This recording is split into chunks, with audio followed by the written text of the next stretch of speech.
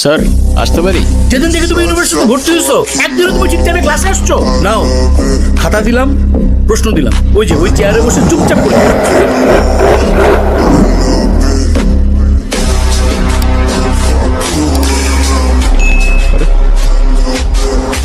দেখাম। স্যার হিমু আমাকে অনেক ডিস্টার্ব করতেছে। বাহ কি অপূর্ব! একে তো আরেকজনকে লিখতে দিচ্ছে, তার উপরে আপনি ধপ একটা সাদা খাতা নিয়ে বসে আছেন। আপনি পরীক্ষা দিতে আসছেন কেন? এক্ষুনি আমার ক্লাসরুম থেকে বেরো যাও, বেরো যাও।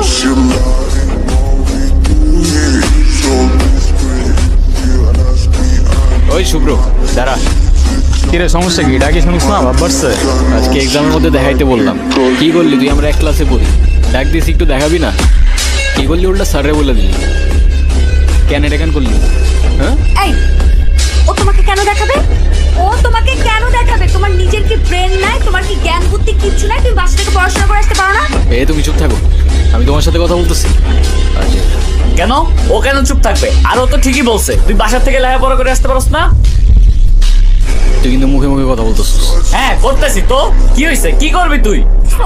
কি করছিস তুমি? ছাড়ো, ছাড়ো, দেখবি? ছাড়ো। আরে কি আশ্চর্য! এই ছাড়ো, এই ছাড়ো না কেন? ছাড়ো, ছাড়ো না কেন? বেয়াদব ছেলে, রাস্তাঘাটে গুন্ডামি শুরু করছো? বস্তির ছেলে কোথাকার! আরে তোমার তো দেখতেই বোঝা যায় যে তুমি একটা বস্তির ছেলে। পোশাক আশাক সবকিছু বস্তির ছেলে। বেয়াদব কোথাকার! আই চল।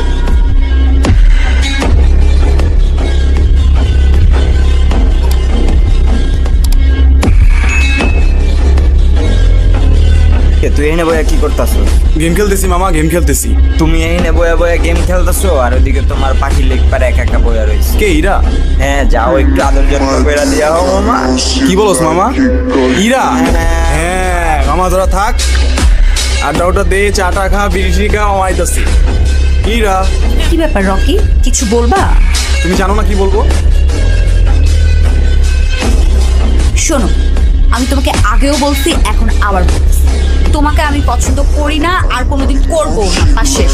ইরা তুমি কি ভেবে বলছো? তুমি জানো এর পরিণাম কি হতে পারে? কি?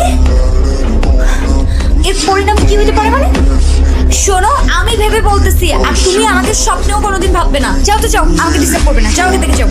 ইরা তাহলে প্রেম যেহেতু করবাই না, প্রেম করে যেটা করতাম সেটা করে ফেলি। আরে কি আশ্চর্য! রকি, রকি হাত ছাড়ো, রকি! আরে কি রকি! এই হিমু শোনো না, সেদিনের ব্যবহারের জন্য আমি এক্সট্রিমলি সরি।